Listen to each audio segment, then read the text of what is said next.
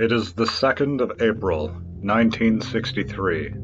Somewhere, a newspaper reads, JALO launches the Balintawak Blitz. After years of seeming inactivity, an alliance between the Philippines' two largest rebel groups have commenced its largest attack against the Second Philippine Republic to date. Border towns are engulfed by gunfire and artillery shells, as the joint anti-Loyalist offensive shatters the conflict's long stalemate. Caught largely by surprise, the Philippine Constabulary and Japanese 14th Army have been forced to conduct fighting retreats, and in some cases were routed off the battlefield completely. Questions abound now that the conflict nears the Pearl of the Orient, with every inch gained or ceded. Will the so-called puppet republic survive its ordeal? Will it fall? Who will fell it? The socialists to the north, or the Commonwealth remnants to the south? How will the Sun and Eagle respond? Time will tell. A distant war in a distant land. It is the 8th of April, 1963. Somewhere, a newspaper reads, The Lobster War ends. Breaking news emerged from the standoff between the German Central African and Brazilian naval fleets positioned off the Atlantic. The contentious occupation of lobster fishing waters claimed by Brazil rapidly escalated into a standoff that almost ended in fire being exchanged between both navies. A surprising triumph came for Brazil, as the German ships were eventually forced to retreat due to the mounting pressure placed upon them. This is a shocking event, and international observers are still locked in the process of questioning why the Reich's colony would back away from such a confrontation on the open water, given their proclivity for immense territorial aggression in the past. The rest of the world ponders why they would allow themselves to be defeated against such an opponent.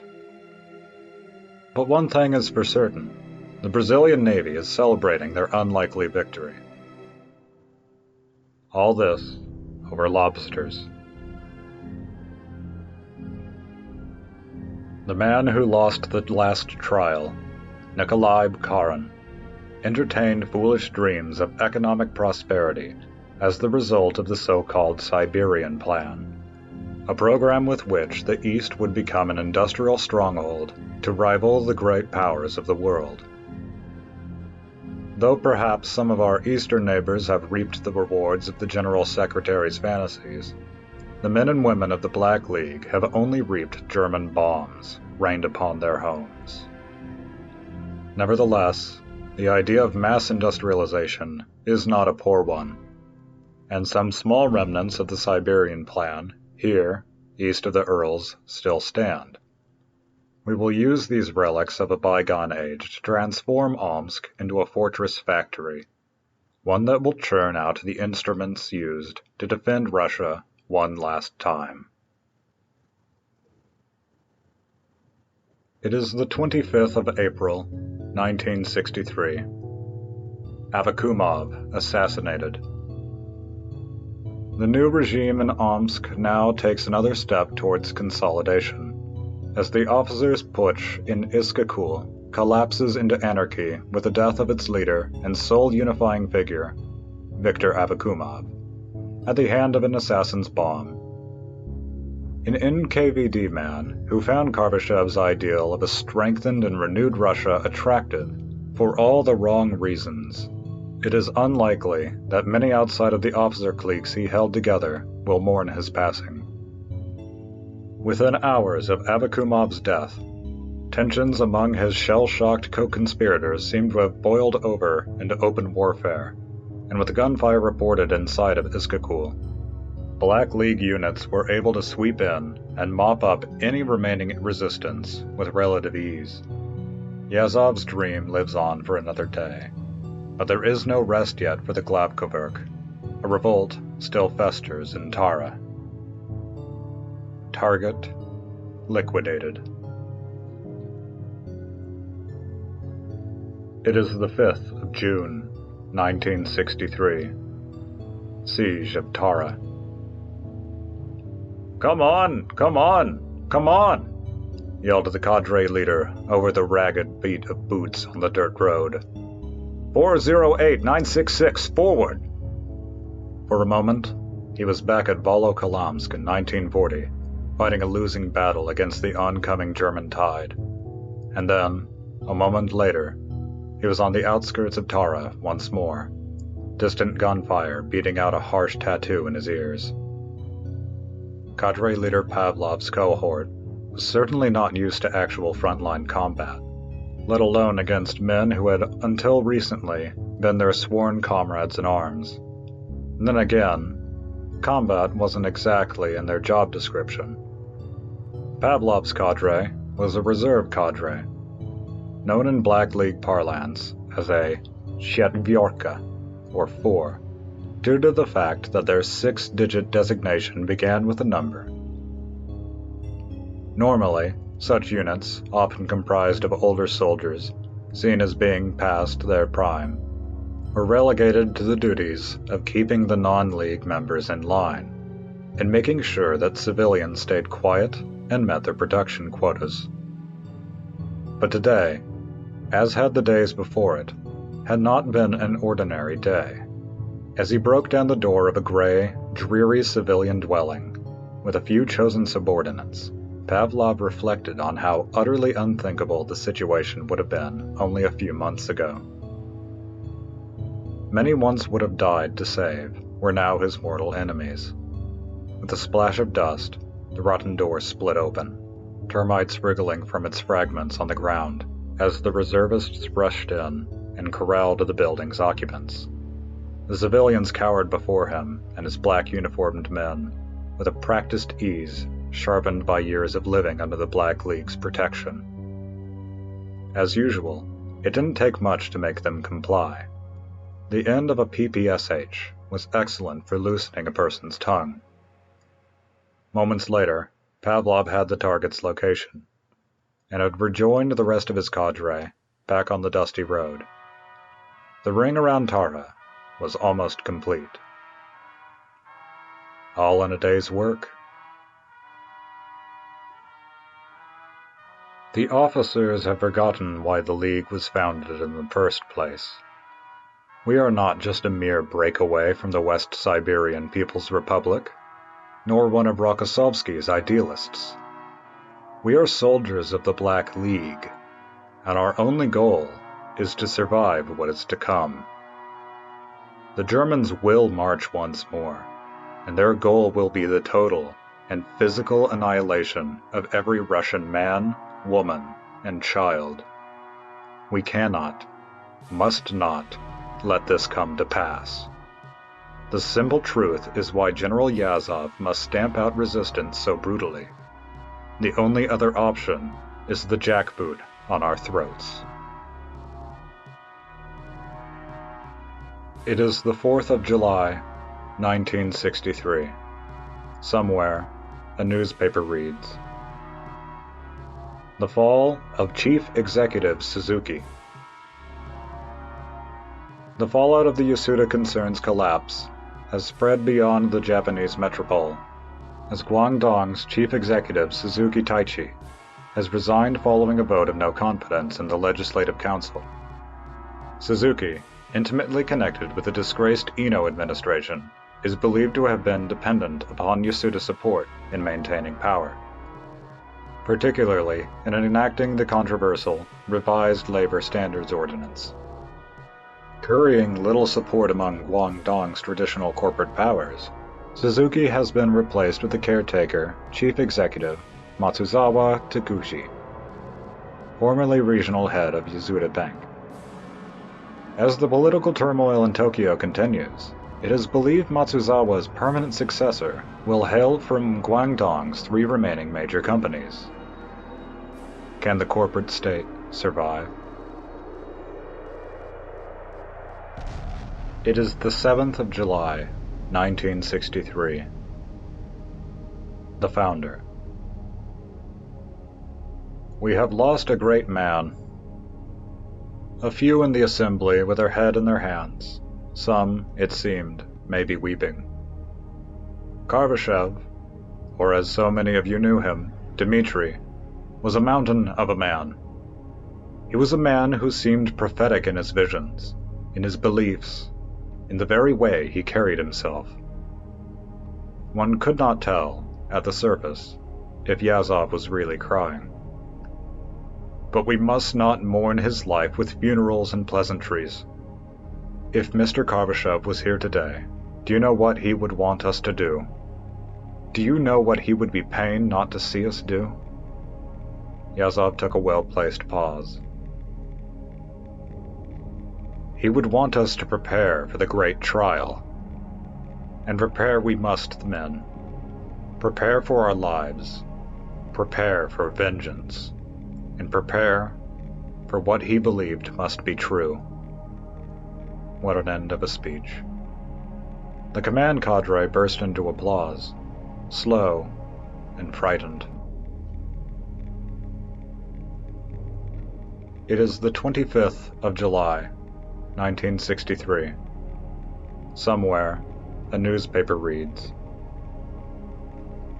Ikeda, elected Prime Minister of Japan. Following a power struggle in the wake of Ino Hiroya's resignation from the Japanese prime ministership, Ikeda Masanosuke has risen to the top of the Diet's candidates.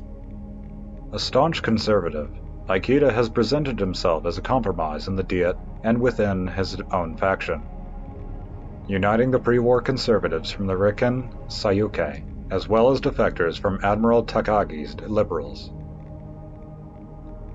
Ikeda himself has been open with his vision, namely cleansing the corruption and administrative inefficiency that plagued the Ino era, as well as starting the gradual reform of the Japanese state.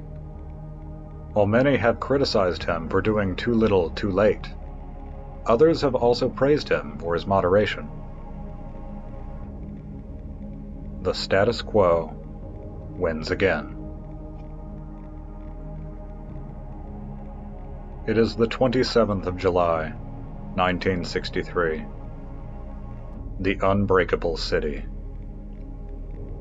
Every day, there were new tunnels, new bunkers, new signs that war would soon come to Omsk.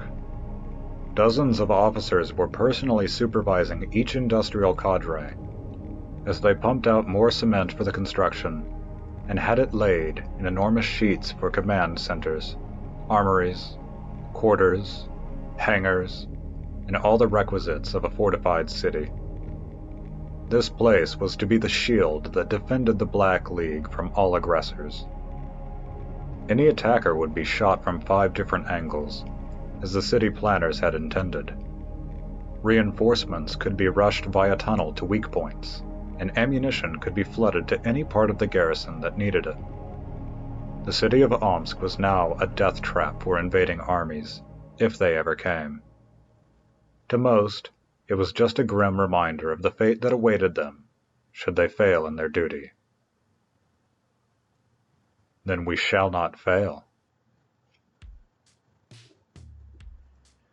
It is the 30th of July, 1963.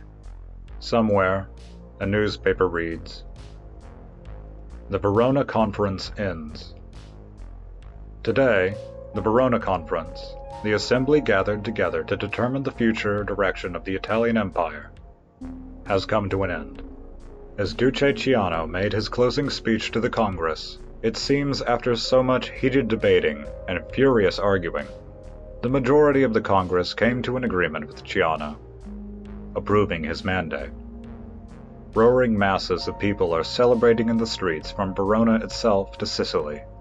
Church bells are ringing, choirs are singing, as their long-anticipated reforms are in the way now, all thanks to Duce Ciano. Not everybody is happy with this result, of course.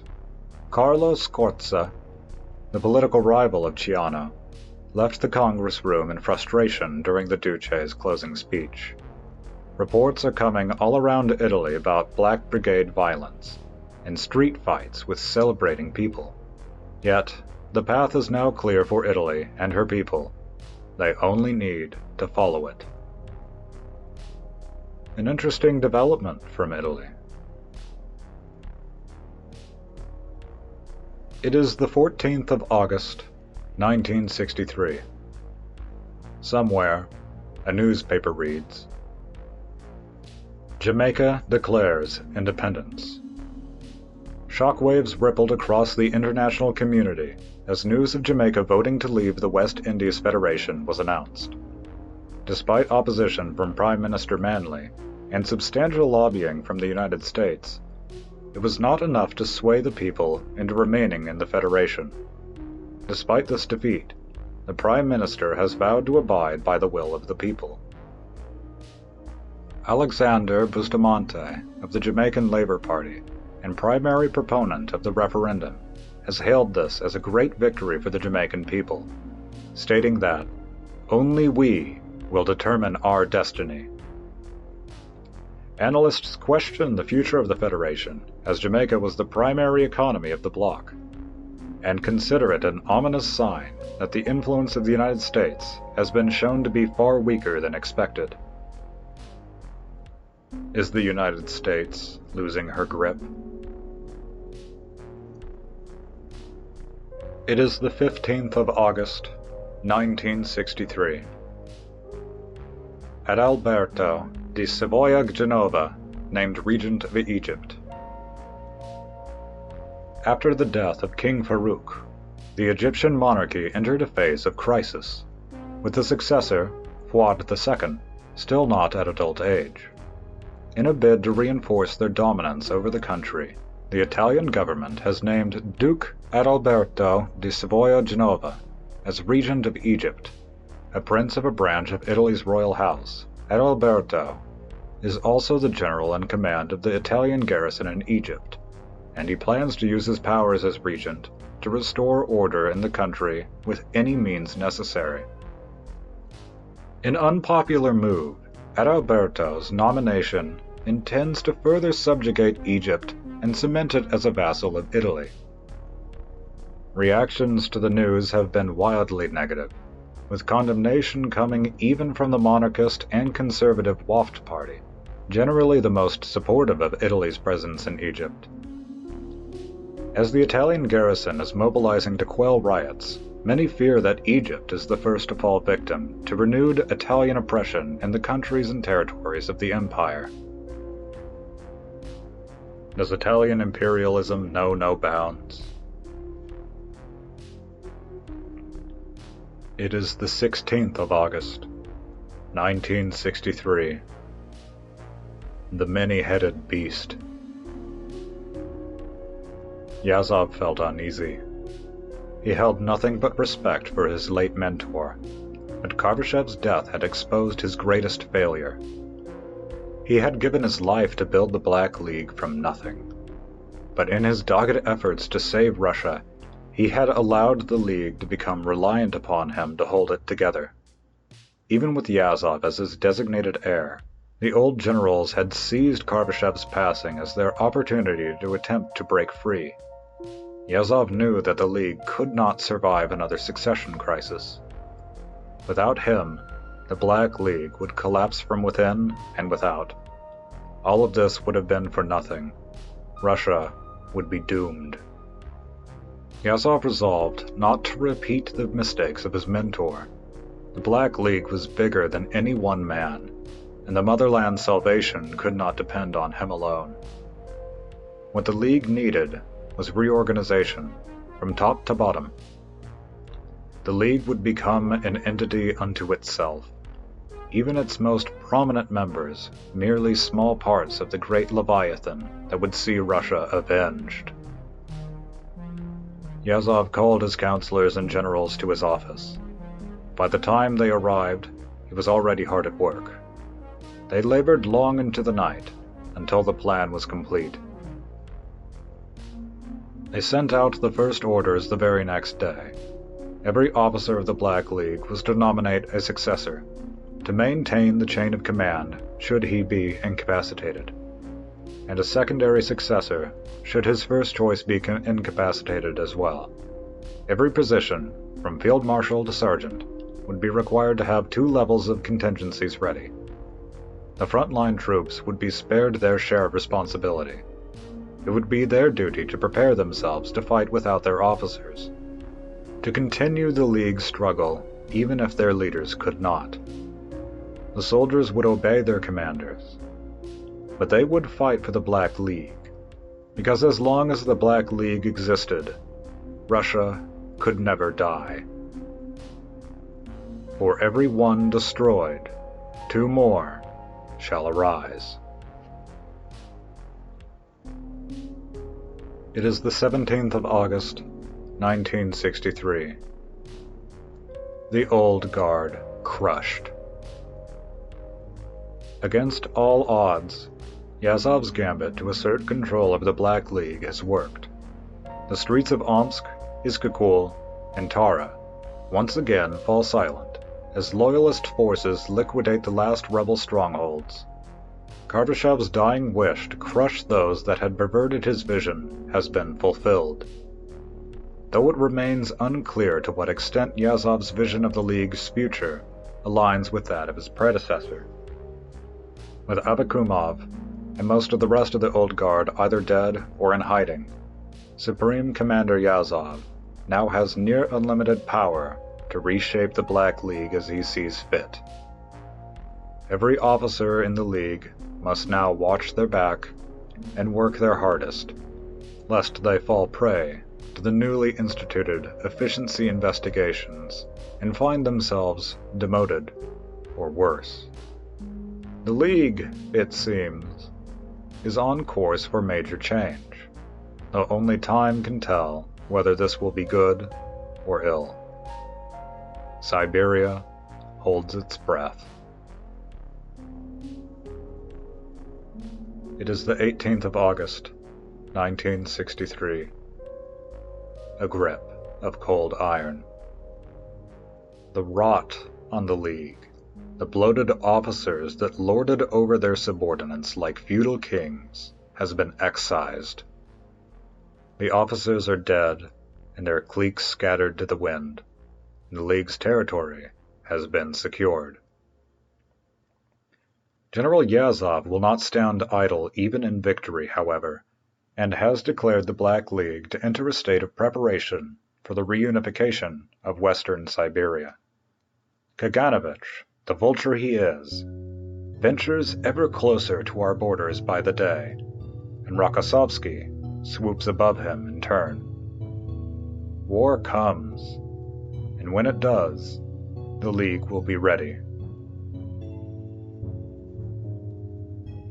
It is the 19th of August, 1963. Somewhere, a newspaper reads, Second Philippine Republic unites the Philippines. A bastard son proves his worth as a man in a baptism of fire. It is a tale as old as time, and now the Second Philippine Republic, once regarded as false pretenders kept alive by the almighty yen, adds another entry to the hallowed catalogue. Once close to national extinction, the men of Manila had held until the dreaded insurgents wore themselves out, after which commenced a brutal counteroffensive all the way to their strongholds. Celebrations dragged on for days and nights after President Jose Yulo announced the surrender of the last major rebel holdout in Mindanao Island. The worst, it seems, for many, is over. Although the pains of reconstruction await, the Filipino people can now face them with their heads held high, no matter what. Quite the underdog story. It is the 7th of September, 1963. Somewhere, a newspaper reads, The assassination of President Jose Yulo. Days of festivities abruptly became days of mourning as the Philippine General Hospital announced that Jose Yulo, second president of the Republic of the Philippines, had succumbed to his wounds at 9:28 p.m. yesterday evening. This comes as a blow to the fledgling republic, who had just emerged from a crisis with the departed at its helm. While the office of the president ordered half-masts at government buildings and issued details for his funeral, the National Assembly hurriedly convened an extraordinary session to decide Yulo's successor. Insider accounts unveiled political sausage-making at its ugliest. As the Kalarapi's factions, once united by war, vie with and against each other in pursuit of the land's highest office. Hence, a new president may not be forthcoming, they said, for several months. From one panfire to the next. It is the 8th of September, 1963. Silence falls. The gunshots had stopped. Silence hung dense and frigid in the air. A thick ether permeated by the fears of thousands.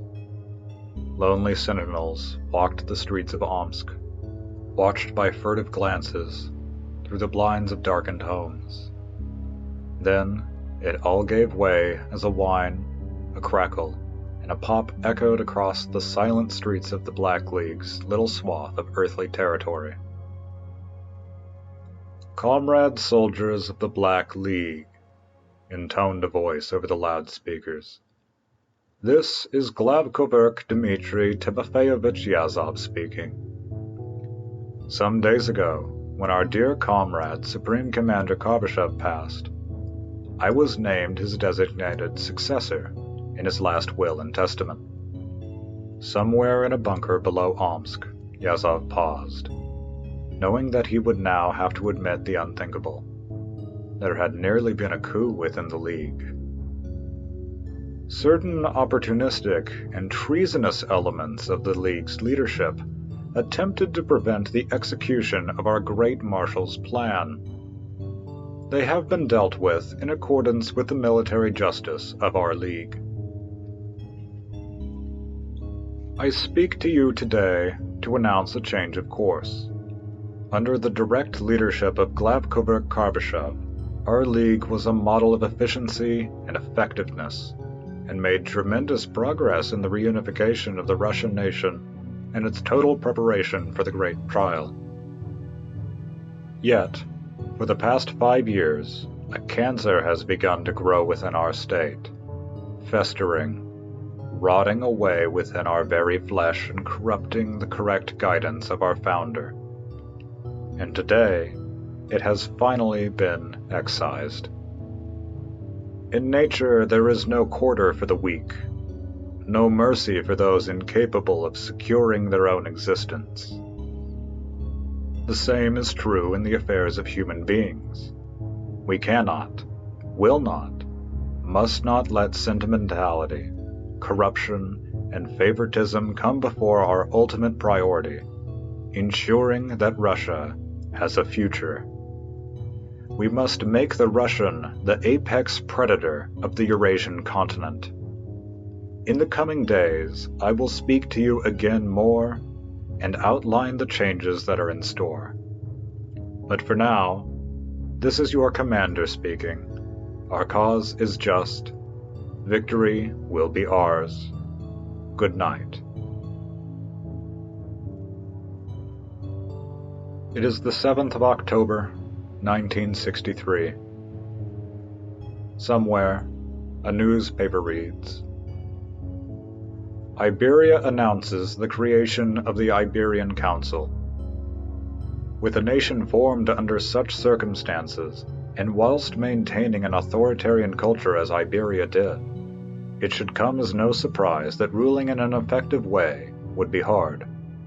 The Iberian Caudillos have hence announced that to support their effort to stabilize and further unite their new union, they would establish an advisory council of state officials whose sole job it shall be to advise on matters of state. The direct influence on policy should be negligible, yet in reality, analysts have predicted that the council could be used by either caudillo to gain an upper hand in any political disagreement between the two. Consequently, it's been deemed that the council may act counterintuitively in further dividing the two nations instead of uniting them. Further coverage will likely shine a light on the effectiveness of this new Iberian reform. A useless organization for a weak state. It is the 17th of October, 1963. Somewhere a newspaper reads, Adolf Hitler has died. Tragedy has consumed Germany as the news spread first throughout the Reich and then the world. Adolf Hitler, Führer of Germany and victor of the Second World War, has died.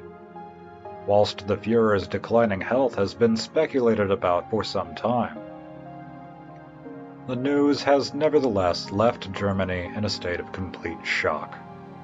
The Reichstag has announced that 3 months of mourning shall be held, and that the Führer shall be buried beside his late wife, Eva Hitler, with dignitaries from around the world invited to the funeral.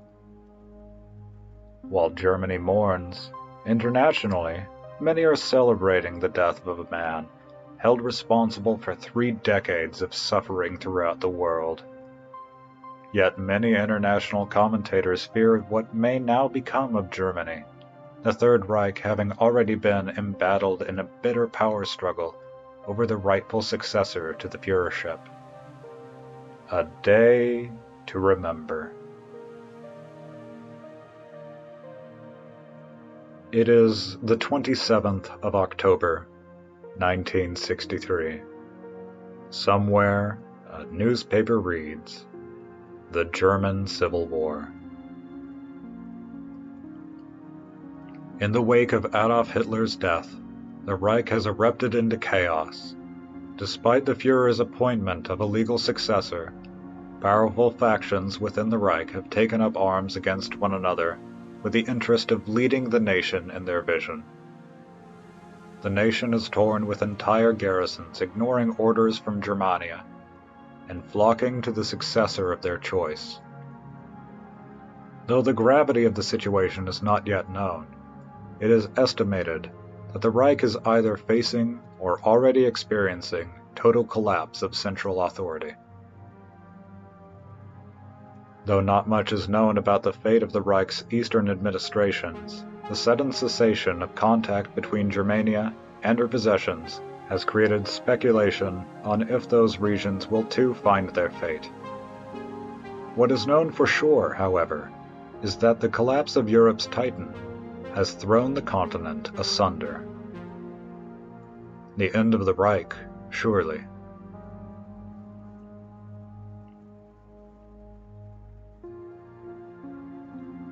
It is thus necessary that the individual should finally come to realize that his own ego is of no importance in comparison with the existence of the nation. So it begins.